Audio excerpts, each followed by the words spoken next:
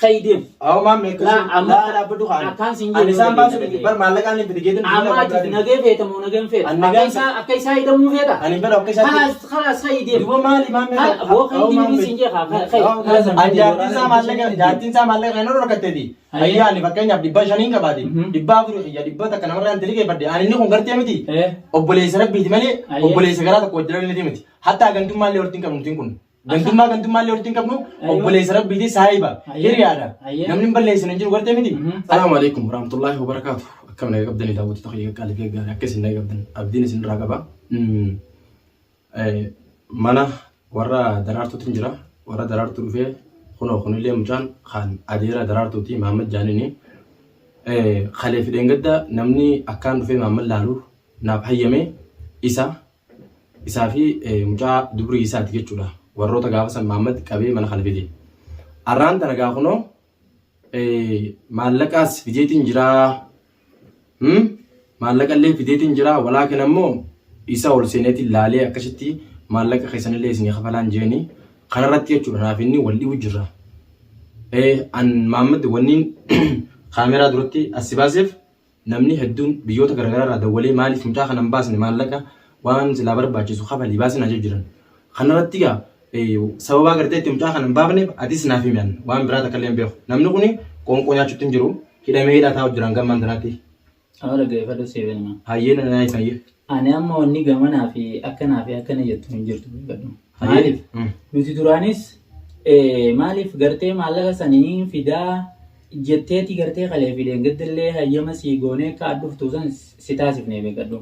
Dhugaadhe. Saniifuu gaati amma daroon duraanuu komii si qabdi waan ta'eef isii duubaahin maallaqa kafalee mantana isa gabbaasa bu'ettu wanni akkanaatu hinuman taane beekadhu. Wallaahi gartee wanni gartee isis mucaadhaa samma na biran jiru mucaan ni beektaa? Eessi gira mucaan manni keessan kana? Laal na biran jiru mucaan dhageeffadhu suuqii. Na biraas hin jiru dhaqeetiin laalaa maal minaamin onni jettuuf hin jirtu. Maali ati duraanuu waan kana atiitu kana godheewu. An akkamittiin akkana oolu hin dinamati? Akkana godhu atiitu kana godhe isinumaa wal quba qabdaniiwu. Bara amma kun jechuun waan biraati miti wanni isin qabdanii itti tan dhugaa dhufee tumee miti re tumee sababni irratti tumees maallaqa kiyya maaliif na gaafate gee tumee mire qabdanii hiitan fiddan mana keessan akka nama tokkootti jechuudha.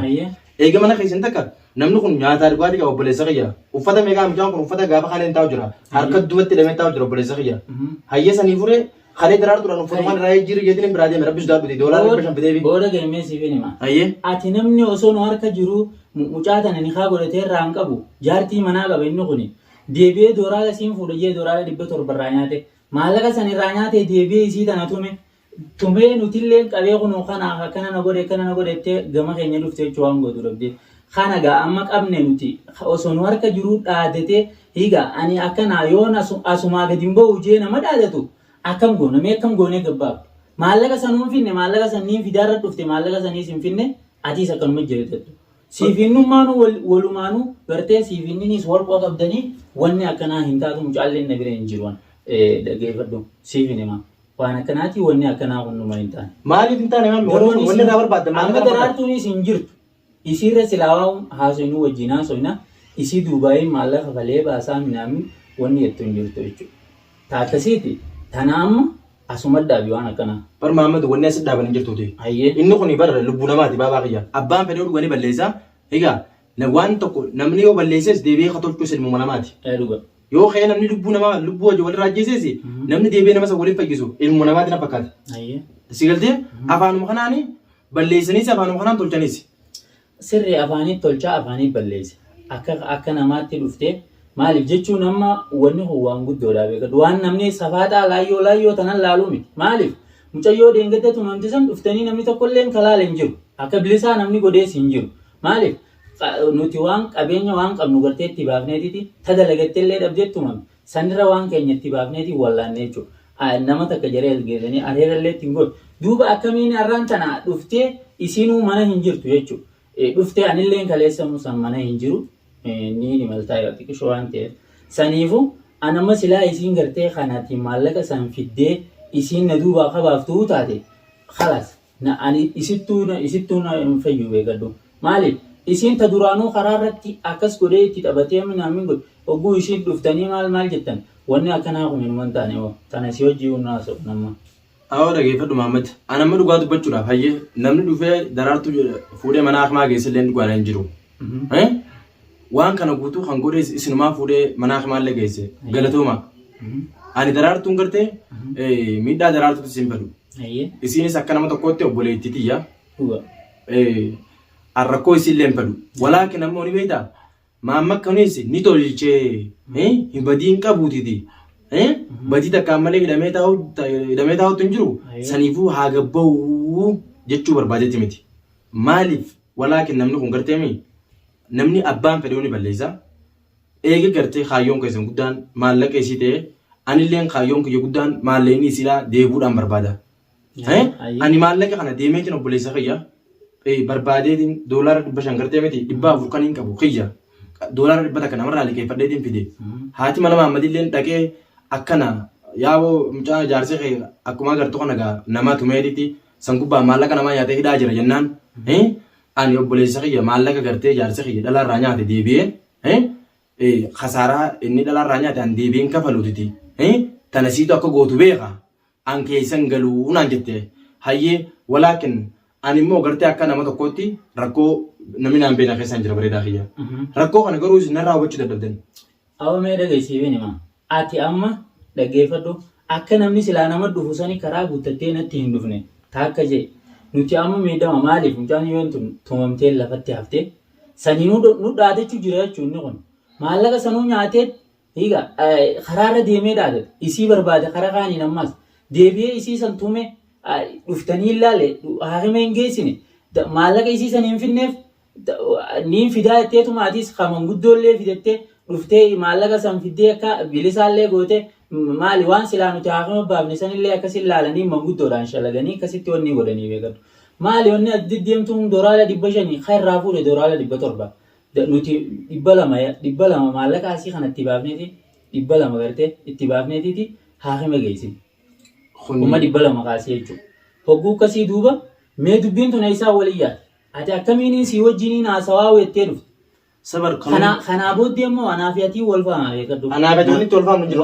Hayyee qabaadha yatii. Waan biraati miti ni beektaa? Hayyee. Ani dhugaadha. Akka nama tokkootti wooma gartee miti. An biti gattuun jechuun jira malee waan biraati miti. Namni tokko eegee hidhamee mirgisaa mana keessatti eegamuufi qaba. Akka bilisaa tokko beeknu kun.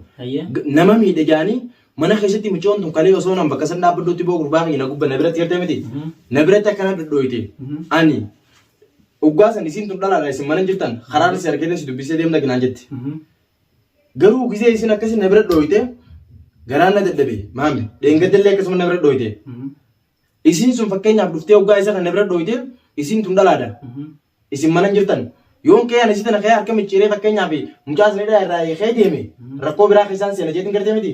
Isin tun dhalaadha akka dhalaan taasu wajjin hin ta'u isin tun gartee miti anarra dubbii biraa barbaadu deemtiti. Anas rakkoo kana keessa buusuu deemtu waan jaamuufin if qabee akka isin jechuudha gartee miti ana dubbisuu deemtu argee caljeetti dhisi maammee kiyya dhugaa dubbatan firummaan hin badduuti. Dhalaan dhugaadha. Haqa qabdi michoon tun. Dhalaan bilisaasi. Dhalaan miskiina. Dhalaa reebuufi gartee miti dhalaa miidhuu arrabsuu ani yoomiyyuu arraas boruus taanaan hin fedhu. Rakkoon daraartuu rakkootiyya. Daraartuun obboleetiyya. Atillee akkuma obboleessa jaatti silaartiis dhufe. Ani irra dhaabbadheetinan.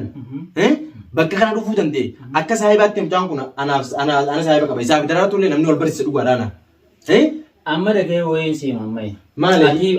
Ati fi daraartuullee ati wal barsiise. Anaa wal barsiise. Adeemsa kana akka karaa dubbiin tun karaa deemti karaa deemu jirti ati keesseera.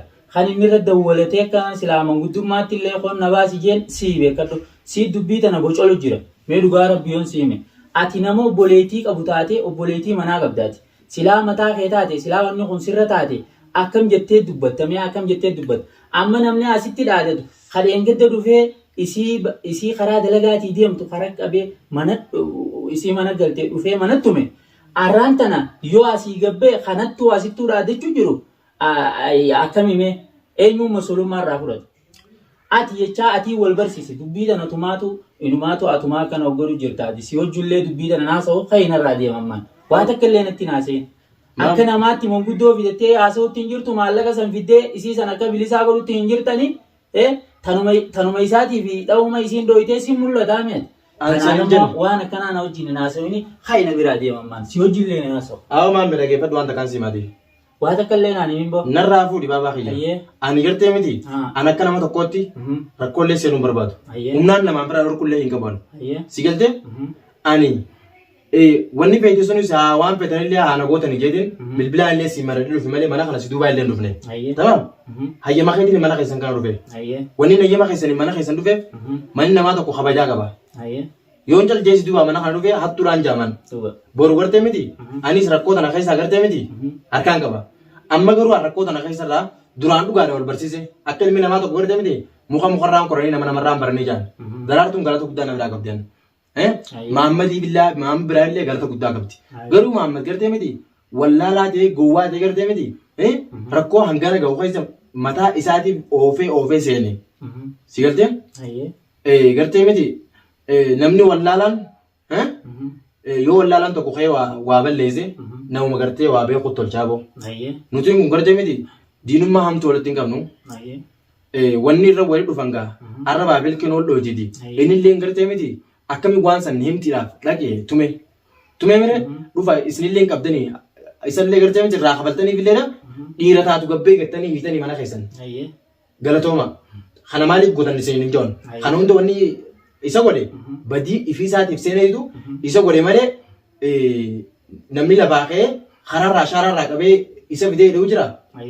Egaa wayyaa walaarraa buusu girtanii haqa keenya waan isii tan abbaafneefi wama gartee miti isii irraa fuutan bichaa fide jettanii mire an kana akka nama tokkotti doolaara 500 qaba. 500 kanarraa fudhuuti. Egaa waan kaan ammoo akka dhiiraatti jirte ati ilma dhiiraatiti narraa ni fahamta. Yoo dhagee wayii siima. Amma dhageeffadhu. Amma daraartuunis na bira hin jirtu. An dhageeffadhu amma maallaqa bilbila waggoon adda waltee gartee kottu siin joon. Akka kanaan na dhuftan seene beekadhu. Amma mucaan sun agarsiisa nama biraa tirisi. Dhagee woo mucaan hin jiru na biraa dhagee. Eessi jiru duuba. Mucaan barbaadiin hin dhagee. Eessi jiru. Maallaqa boo dhagee isittiin hima. Maallaqa ha barbaadnu amma maallaqa isii barbaadnu. Maaliif? Maallaqa isii nyaatee uleen gubbaatti hidhee fi yogguu ati afaan suduudaatiin karaa kanaan sitti deemee isa kana laalee asiin baaseettu akkamime kasaaraa eenyu kaafata. Eenyuun masulumarraa fudhata. Akkanaan barbaadu jira. Dhaggeeffadhu yogguu asii gabbee isii tanaa hundeessu. Yoon asii gabbee isin sii hundiisuun an jechaa jira. Dhaggeeffadhu. Anamma suduudaanii yoo waan haqa keenya akka isiidhaa irraa dhabee suduudaanii seeraaf dhiyeessa. Dhaggeeffadhu. Akkasitti takkaa'oo bakka inni baaneen geessa. Dhaggeeffadhu wanni kana dalayneefis akka namni isaa sun itti addaatee namni isii dhawamtee fi isaa badii kana dalagu waan kana raawwachuu jiru namninis dhagayaatuma hirtan. Namuu calliseetuma laale jilee inni dhufee manatti illeetuma jechuudha. Maaliif nuti nu ajjeesee jechuun nuti jirru silaadhii rakkoo isiin feetellee qabaattee gartee nuun ga'uu qaba. Kan nuun gahin dhaqee manatti cafa jechuudha. Maallaqa isiillee irraa nyaatee saniitiitu kana nu dalaysiisa. Dhaggeeffadhu kan isaa hun ajjeesiin amma ni laafifne dhaggeeffadhu tanaa dubbattaa miti. Amma dhagee wanni si ol naqee fi mana kana silaa ol sinnaqu maallaqa fidde jeeti. An amma ka maallaqni hin finne maallaqa irruu qarshii doolaara 500 maal tana gurri nan dhaga'u hoo dhaggeeffadhu. An duuba isa baaq yaatiin fide fakkeenyaaf. Dhaggeeffadhu. An bara isa kana binnu kun fideeti waan gartee itti maallaqa haakimaa fi kan abbaafne hundaa jira san hunda maallaqa isiitii quc godhaa lafa kaayaa fi waan haakimaatis akkasiin lafa kaayaa mucaa keessan fudhadhaa deema. Wanni san malee wanni biraa takkittiin hin jirtu tanis hojii naasa'us hin jirtu kan irraa deemamaan. Tanaan biya gabaa. Hayyee isin agarsiin deema. Ni agarsiisu isaas hin agarsiisu kan irraa deemamaan. Isaan deemaa mana agarsiisa. Yoo dhagaye amma ati dubbummaa tanaa akkana godhu jiru ati kan amma irraa deemu namni tokkollee hin jiru kan na biraa deemu. Isaan deemaa mana agarsiisa. Boo kan amma si hojii naasa'u kan deemu. Isaan deemaa mana dhiisa. Deemu karaa silaa. Karaa hin deema. Karaa silaa waliin waan si hojii waliin dhuflee waan barbaadu. Wanni karaa waliin nufi deemee kalaas deemu waliin beenu. Isaan deemaa hayyee isanatti agarsiisa laalee waan deemaa. Waa takka wanni inni isaa si agarsiisu hin jiru. Akkanaan akkitti si agarsiisu hin jiru harka duwwaa deemu. Hayyee dhibba shan sittiin kana dhibba shan kana qabadhu. Awoo kan irraa kan deemu. Hayyee maal kabajaan akkanaa layyaa dheetu kan. Maaliin si godhe maaliin kalaas deemu bakka amma si hojii naasaa tokkollee hin qaba. Maali kana hunda Mucaan si garsiisuun sin jirtu Hayyees. akka suduudhaan gartee akka namaatti nama fudhadhuutiti maallaqa san lafa kaayi isiillee akka bilisaa godha maallaqa sanillee gartee lafa kaaya akkasitti isa fudhadhu. An kana diitti hin Kasanaanachi wanni takkittiin tanii si wajjin haasa'u jiru. Kana diitti Halaas deema mana kana diitti hin garuu maamadan. Isuma natti agarsiisa iyyee kaan naan manguddoo fide. Isa yogguu manguddoodhaan akkasii maallaqa isan waan nu barbaannu waan nuti qabneef san fidde amma guyyaa meeqa boo? Guyyaa meeqa boo? Haa ammaan tana. Awwa maamee keenya yaa amma kan. Awwa dhagaye karaa kanaan natti hin deemini dhageeffadhu. Wanni akkana gartee afuuffaa madaan deemsine jaaniti. Akkana karaa kanaan natti hin deemin. Deemi akka namaatti hodhu. Kai amma si wajjin haasa'uun qabu kai narraa deemi. Awwa na dhiisa haa maamee keenya. Kai amma. Hayyee bakka aanallee hayyaanis isa bira noon lagiidha hayyeena qolla fi hangama jarri maal. Sittiin qolla fuudhi silaa is hidhamuun kee hidhamuudha. Akka kanaan amma gartee niin isaa kana ammoo ni godhette siif inni nuu takkaati gartee waliin hidhamuu ta'isanii. Akkamitti maamee. Maarkuuf jiraattaa'u. Kai amma narraa deemi. Awwa maamee keenya dhaabbatu. Kai kaawwammaa. Awwa akkasii miti yaa dhaabbatu. Kai hin deemin siin. Awwa maamee dhaabbatu akkasii miti yaa dubbisu. Akkasii miti maamee keenya dhaabbatu. Amma kai deemin siin jedhe. Awwa akkasii miti. Ani immoo waan na kadhattuu hin jedhu. Bara namuu waan biraa miti almatti agarsiisa ilaalee waan deemaan siin jawaan biraa. Wanni irra jirru maallaqa san dhufeetiin fidee baasaadhaami. Maallaqa san fidee jaartiin isaa maallaqa kan irra rakkatteeti. Ayyaani fakkeenyaaf 500 qabaate. 400 dhibba takka namarraa hin liqeeffadde. Ani inni kun gartee miti. Obboleessa rabbiiti malee obboleessa garaa tokko wajjira illee miti. Hatta gantummaallee walitti hin qabnu kun. Gantummaallee walitti hin qabnu obboleessa rabbiiti saahiba. Hiriyaadha. Namni hin balleessinu hin jiru gartee miti. Ati saahiba ni qabda. Anis gartee miti eegeenni kun rakkoo tana keessa rakkoon tun tafa dhiyoo seene rakkoo tana gartee walumaan qooddannaati waan kana hunda ilmu namaa tolchaa ilmu namaa balleessa jechuudhaaf hin gartee hangara keessan karaa nagaatiin ishee dhufe malee dhugaadha manguddoo hambisee dhufu guyyaaf. Amma deebitee nuu akka kana keessa jiru tana nagaafachuu nu dogoggora amma ka'ii deemu dhageeffadhu akka namaatti ani namaa na duuba hafe akkasiin namaa wajjin akkasitti teenyaa haasofneetiti akkasitti gartee maallaqa isaa san guutuu fidanii lafa keessan malee ka'ii deemu. Awwa maamee akkasii laa dhaabbatu haa. Akkaan siin Ani isaan baasu bar maallaqaan hin fidigeetin. Amma ati nagee feetamu nageen feeta. Akka isaa hidhamuu feeta. Ani bara akka isaa. Kalaas ka'ii deemu. Duba maali maamee. Boo ka'ii deemu siin jee haa. Awwa maamee maaliin godhee mucaa haa ooyee godhee suuri. Ka'ii deemu. Ani deemu maamee keenya.